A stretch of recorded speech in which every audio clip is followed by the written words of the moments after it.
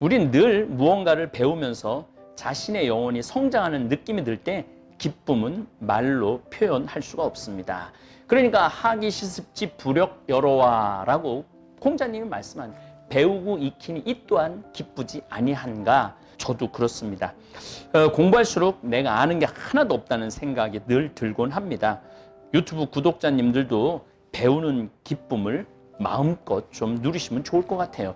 책도 좀 읽으시는데 제일 좋은 책은 성서죠. 성서. 생명을 살리는 마음이 가장 아름다운 마음이라고 그럽니다. 우리도 세상을 살아가면서 주위 사람들 생명을 죽이는 일을 하는 사람이 아닌 생명을 살리는 일에 적극적으로 동참하는 사람들로 성장해 나갔으면 좋겠습니다. 그런 분들이 인간미 넘치는 분들입니다. 우리 유튜브 구독자님들은 매일매일 더 나은 세상, 더 나은 나 자신의 삶을 위해 노력하는 인간미 넘치는 분들 되기를 기도하겠습니다. 저는 마태복음 6장 24절 그 부분을 참 좋아합니다. 어떤 거냐면은 무엇을 먹을까, 무엇을 입을까, 무엇을 마실까 걱정하지 말아라. 하늘에 나는 새도 들에 핀 곳도 하나님 다 먹여주신다. 너희들은 오늘 일은 오늘로 족하다. 내일 일은 내일이 알아서 할 것이다. 이 말에 얼마나 많은 진리가 들어있는지 몰라요. 우리 인간들은 그래서 지금 이 신학에 제가 부처님 말씀도 드렸죠. 부처님이 오늘 이 순간의 주인공이 되라고 부처님이 말씀하셨다고 했죠. 요즘 지금 여기에 영어로는 here and now, 라틴어는 hic et nunc라고 그래요. 지금 여기가 가장 중요한 거예요. 나중은 중요하지 않아요. 여러분들 이번에 이 전염병 왔을 때 한번 생각을 해봐요.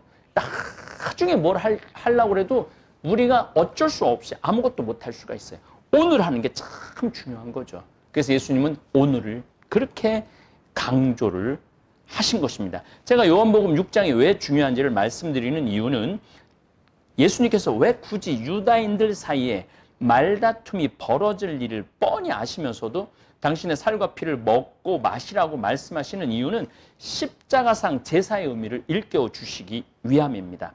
마르코복음 8장, 9장, 10장에 걸쳐서 당신이 십자가에서 고난을 겪으시고 죽임을 당하셨다가 사흘 만에 다시 살아나셔야 한다는 사실을 제자들에게 가르치기 시작하십니다.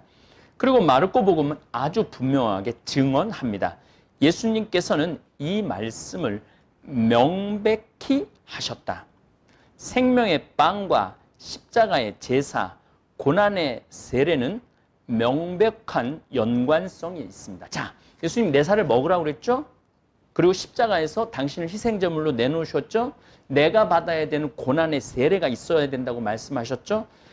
제가 인류 역사는 예수님을 향해서 준비해왔고 때가 찼고 예수님의 십자가상의 제사로 이미 하느님 나라는 우리에게 완성됐고 다가온 것입니다. 여기서 예수님의 제사와 제물의 의미를 분명히 예수님 알고 계셨어요. 제사의 제물, 제사를 하나님께 드려야 되는데 제사의 제물로 뭘로 바칠 것이냐? 예수님 당신의 살과 피, 당신의 목숨을 제물로 바쳤던 것이죠. 그리고 우리가 예수님의 십자가상의 제사, 제물을 우리가 먹음으로 해서 구원을 우리가 성취하는 것입니다. 그래서 예수님에게 있어서는 생명의 빵이 참 의미가 있는 것이죠. 그래서 사제가 봉헌하는 빵과 포도주 안에 당신의 살과 피를 변화시켜 주시겠다고 약속하시는 것입니다. 신앙은 기억이고 기념입니다. 우리가 만약 예수님의 승천 이후 2000년 전부터 빵을 떼어 나누어 먹는 기념이 없었다면 그리스도교가 지금까지 보편, 타당, 공본되게 이어오지 못했을 것입니다. 여러분들 1517년에 루터가 가톨릭교회에 부패했다고 뛰쳐나갔죠. 그래서 솔라 스크립투라, 오로지 성서, 솔라 피데이, 오로지 신앙, 솔라 그라시아, 오로지 은총만, 이것만 들고 나갔는데 지금 어떻습니까? 거의 600종파가 넘는 종파가 생겼어요. 그런데 우리 가톨릭 교회는 어쨌든 그런 중간에 중세 시대에 비리가 있었지만은 지금 2000년까지 가톨릭 교회가 이어올 수 있었던 것은 성체 성사 때문이에요. 가톨릭 교회가 지금까지 이어져 내려온 이유는 바로 예수님의 살과 피. 이게 흔들리지가 않아요. 성서는 자기 생각대로 자기 문화대로 해석하고 자기 필요한 대로 해석할 수 있지만 예수님의 살과 피를 받아 모시는 이 신비는 자기 마음대로 해석할 수가 없는 신비입니다. 요한복음 6장 53절에 예수님께서 그들에게 이르셨다. 내가 진실로 진실로 너희에게 말한다. 진실을 2번 얘기했어요. 영어로 truly라고 표현을 하죠. 너희가 사람 아들의 살을 먹지 않고 그의 피를 마시지 않으면 너희는 생명을 얻지 못한다. 그러나 내 살을 먹고 내 피를 마시는 사람은 영원한 생명을 얻고 나도 마지막 날에 그를 다시 살릴 것이다. 살아계신 아버지께서 나를 보내셨고 이 말씀도 엄청나게 큰 묵상거리가 많은 말씀입니다. 예수님은 당신에 대한 신원의식이 분명하셨습니다. 살아계신 아버지께서 나를 보내셨다고 얘기를 해요. 보통 예언자들은 하느님께서 불렀을 때 엘리야 예언자 같은 경우는 3번이나 가잖아요. 어디서 부르는지 몰랐잖아요. 그리고 에제키엘 예언자는 하느님이 불렀을 때 뭐라 그래? 난 아이라 말을 못한다고. 그러니까 나는 자신 없다고 이렇게 얘기하죠. 모세도 뭐라 그래? 나는 말 더듬이다. 그러니까 나는 하느님의 그 계명을 가서 선포할 자신이 없다. 그러죠. 근데 예수님께서는 완전히 그 전 예언자들하고 말이 달라요. 살아계신 아버지께서 나를 보내셨고 나를 보는 건 아버지를 보는 것이다. 그리고 아버지를 아는 사람은 아버지를 직접 본 나밖에 없다. 아버지를 내가 봤으니까 나를 보는 것이 너희들은 하느님 아버지를 보는 것이다. 아이덴티티라고 그러죠. 신원의식이 너무너무 분명하셨죠. 그리고 언제나 당당하게 하느님과 자신이 아버지와 아들 관계라는 관계를 선포하십니다. 살아계신 아버지께서 나를 보내셨고 내가 아버지로 말미암아 사는 것과 같이 나를 먹는 사람도 나로 말미암아 살 것이다. 정말 우리 구세주 주님으로서 할 수 있는 이야기죠. 일반 세상 인간이 할 수 있는 이야기는 이런 이야기는 못해요. 이 빵을 먹는 사람은 영원히 살 것이다. 예수님은 고대 근동 지방에서 수천 년 동안 하늘의 신께 제사를 지내는 의미를 당신의 십자가상의 제사로 완전한 제사로 완성하셨습니다. 그래서 생명의 빵, 내 살과 피, 그래서 빵과 포도주, 십자가의 제사, 그리고 지금까지 이어오는 미사 성제, 이거를 완전하게 완성하신 복음이 요한복음 6장입니다. 이제 노노 중용의 인생 팔미 가운데 6번째 학습미에 대해서 말씀드리겠습니다. 여러분들 요즘 저하고 성서 공부하시니까 어떠세요? 재미있고 흥미롭고 그런 것도 있었구나. 아마 새롭게 깨달은 것들도 많을 거예요. 우린 늘 무언가를 배우면서 자신의 영혼이 성장하는 느낌이 들 때 기쁨은 말로 표현할 수가 없습니다. 그러니까 하기 시습지 부력 여로와라고 공자님이 말씀한 배우고 익히니 이 또한 기쁘지 아니한가. 그것도 아주 논어 1편 첫 구절이에요. 그러니까 그만큼 배우는 게 중요하다는 거죠. 그래서 우리는 죽을 때까지 배워야 됩니다. 특별히 저는 이스라엘 도보 성지 순례를 통해서 배우는 기쁨 참으로 위대합니다. 매년 도보 성지 갈 때마다 깨달음이 다른데 이번 도보 성지를 통해 5일밖에 못했지만 공부한 위대한 사실 하나를 여러분들에게 말씀드리겠습니다. 예수님께서 가르치시고 선포하시고 치유해 주신 장소가 대부분 갈릴레아입니다. 그래서 예수님과 제자들을 갈릴레아 사람이라고 불렀습니다. 저 사람들 갈릴레아 사람들 아니야? 다시 말해서 저 촌놈 아니야? 갈릴레아는 쉽게 말하면은 예루살렘은 지금 서울이고 갈릴레아는 지금 강원도쯤 되는 거예요. 저 강원도 촌놈들 아니야? 감자바우들 아니야? 뭐 이렇게 얘기하는 거고 똑같은 갈릴레아 사람이에요. 갈릴레아에서 하신 행적을 살펴보면 산상설교, 이 안에 참 행복, 세상의 소금과 빛, 화해하여라, 극기하여라, 아내를 버려서는 안 된다, 정직하여라, 폭력을 포기해라, 원수를 사랑해라, 올바른 자선을 해라, 올바른 기도를 해라, 주님의 기도를 가르쳐 주시고 올바른 단식을 해라, 보물을 하늘에 쌓아라, 눈은 몸의 등불이다, 하느님이냐 재물이냐, 세상 걱정과 하느님 나라, 남을 심판하지 마라, 황금률, 좁은 문으로 들어가라. 그리고 나병 환자 고치시고 백인 대장의 병든 종을 고치고 시몬의 병든 장모를 고치고 풍랑을 가라앉히시고 이런 모든 중풍병자들을 고치시는 것도 다 어디서 하시는 거냐면 갈릴레아에서 하시는 거예요. 저는 갈릴레아를 이번에 걸으면서 이곳에서 이런 기가 막힌 가르침을 하셨구나. 그러니까 막 이 갈릴레아를 걷는데 막 심장이 터질 것 같았어요. 하느님 나라는 배워도 끝이 없습니다. 그리고 깨달을 때마다 깨닫는 순간 그 기쁨의 크기는 한량 없습니다. 제가 중국의 이해, 일본의 이해, 전염병의 역사 같은 강의를 할 때도 적어도 책상에 5시간 내지 6시간을 앉아서 강의 준비를 합니다. 책 읽다가 고개 이렇게 들어보면은 1시간이 훌쩍 지나가요. 또 고개 들으면 2-3시간이 훌쩍 지나가고 자료 속에 파묻히다 보면 지루함보다는 내가 고개를 끄덕거려. 이게 그런 얘기구나. 하나씩 알아가는 기쁨이 훨씬 큽니다. 공자님이 하나씩 배워가는 게 기쁘다고 그러듯이 저도 그렇습니다. 공부할수록 내가 아는 게 하나도 없다는 생각이 늘 들곤 합니다. 유튜브 구독자님들도 배우는 기쁨을 마음껏 좀 누리시면 좋을 것 같아요. 책도 좀 읽으시는데 제일 좋은 책은 성서죠. 성서. 제가 이제 이렇게 여러 가지 성서를 이제 이해하는 폭을 넓혀 드리려고 노력을 할 테니 여러분들이 성서를 읽으면서 하나하나 무릎을 칠 때 그 기쁨은 이루 말로 표현할 수가 없습니다. 그래서 예수님이 그러죠. 하늘나라는 밭에 묻힌 보화와 같다고. 그 보화를 보고 너무너무 좋아갖고 묻고 있는 걸 다 가서 그 밭을 산다고. 하느님의 나라 신비는 그런 거예요. 인생 칠미는 건강미입니다. 제가 제일 약한 부분이 인생을 살아오면서 제 몸 관리를 잘 못해서 평생 병으로 고생을 많이 했습니다. 하다 위암까지 걸려서 딱 10년 전 4월 6일에 위를 3분의 1을 절개했으니 부모님께 효도했고 나 자신에게도 잘못했습니다. 요즘 제가 10년 전 위암 수술하기 전 몸무게가 58kg였는데 수술하고 난 뒤 51kg까지 떨어졌다가 53kg에서 56kg를 왔다 갔다 했습니다. 그런데 2020년 4월 30일 딱 10년 지난 기준으로 몸무게가 딱 58kg로 돌아왔습니다. 제 얼굴이 많이 살이 쪘죠. 옛날에 말랐을 때 막 뼈가 턱이 막 나오고 그래서 어떤 분들이 좀 예민한 분들은 신부님 턱이 왜 그러냐고 그게 이제 관절염 때문에도 그렇지만은 살이 빠졌을 때도 그런 영향이 있습니다. 제가 저울에 딱 올라갔는데 58.2kg을 찍었을 때 기분이 참 묘했습니다. 드디어 목표 달성했다. 제가 소리를 질렀습니다. 이게 다 자가격리 덕분입니다. 2달이라는 충분히 쉴 수 있는 시간이 주어져서 건강이 많이 회복되었습니다. 저는 나는 자연인이다 라는 프로그램에서 다 죽어가던 분들이 산에 들어가서 건강과 생명을 되찾는 분들 그리고 그분들의 만족감을 보면서 우리가 참 건강하게 사는 일이 중요하다는 생각을 많이 합니다.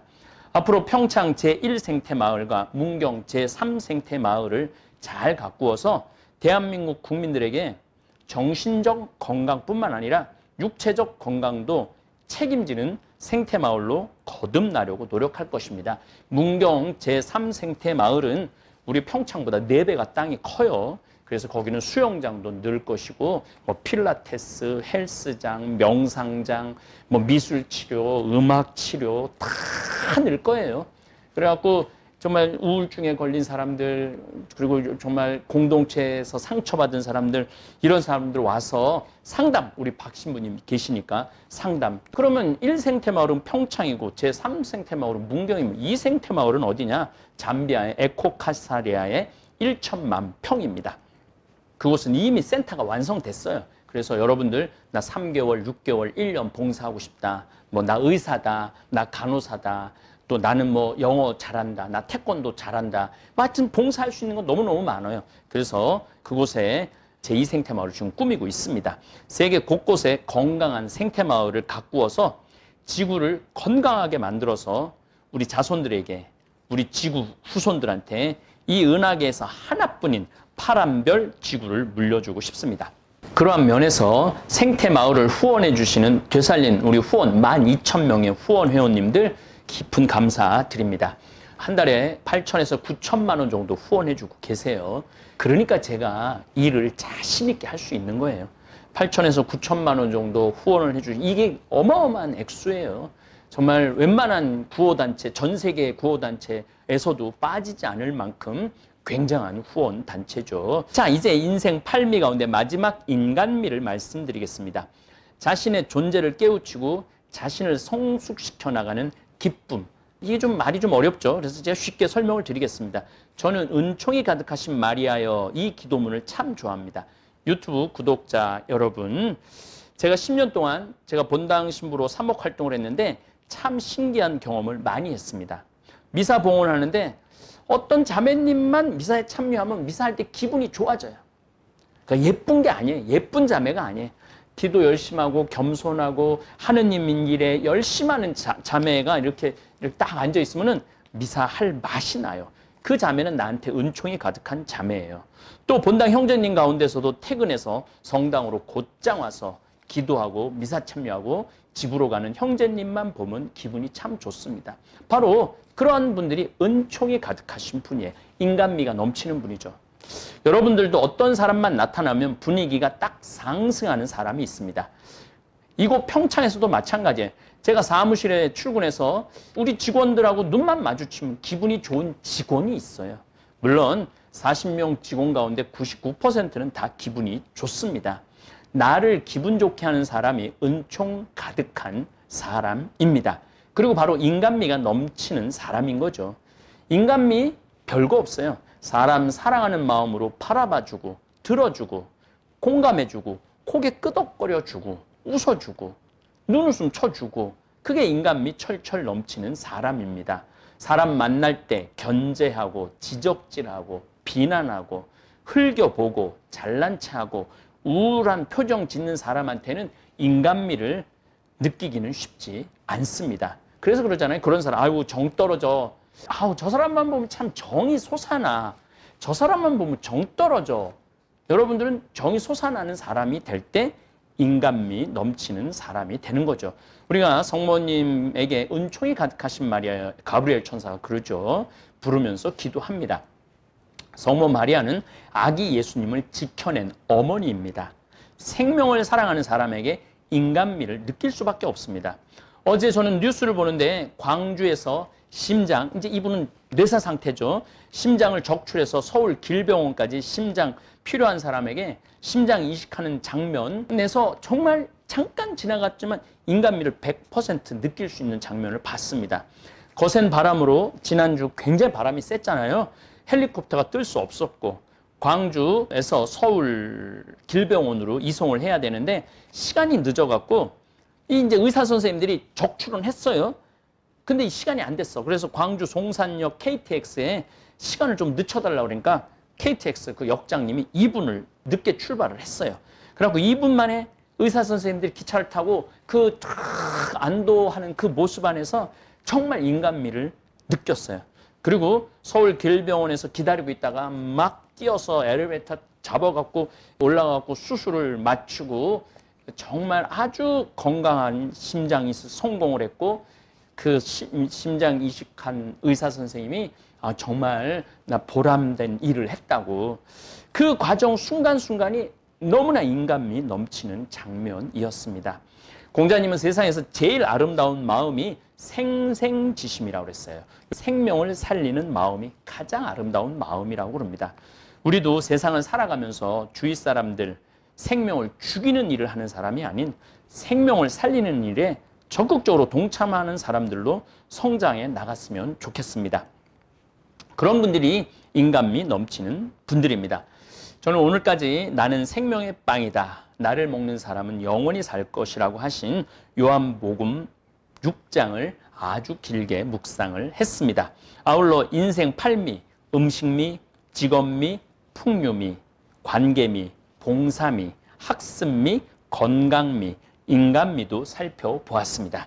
우리 유튜브 구독자님들은 매일매일 더 나은 세상, 더 나은 나 자신의 삶을 위해 노력하는 인간미 넘치는 분들 되기를 기도하겠습니다. 감사합니다. 오늘도 황창현 신부님의 강연에 함께해 주셔서 감사합니다. 우리는 평생 배워야 한다고 하지만 과연 배움의 기쁨을 온전히 느끼며 살고 있을까요? 오늘 황창현 신부님께서는 학습미의 중요성을 강조하셨습니다. 배움은 단순히 지식을 쌓는 것이 아니라 우리의 삶을 더 풍요롭게 만드는 과정입니다. 새로운 것을 배우고 익힐 때 우리는 더욱 활기찬 삶을 살아갈 수 있습니다.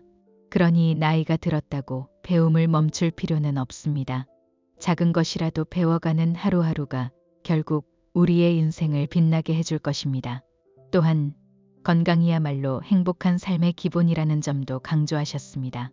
정신적으로도 육체적으로도 건강해야 우리가 원하는 삶을 살아갈 수 있습니다. 신부님께서 생태마을을 가꾸고 자연과 함께하는 삶을 중요하게 생각하시는 이유도 여기에 있습니다.